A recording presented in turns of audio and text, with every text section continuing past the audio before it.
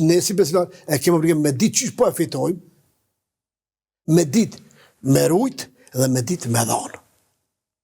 Trija të janë zinxhir njëri tjetër. Pse kur të fitosh halal me njerëz, bereqet të Allahu xhaleshanu, ti ke obligim me ru pasurinë tënde.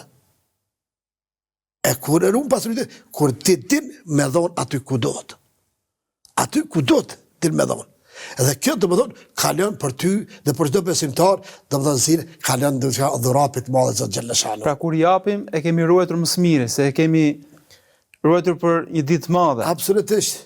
Një plak i urt e thot kështu, ata që ka jep, ajo është e jotja. Ajo që e run e merr tjetër kush. Çfarë thënie e bukur e mirë. Ata që jep, ajo është e jotja. Se ajo ka më të gjithë dikon. Është kthyer në sevap ajo. Është kthyer në sevap.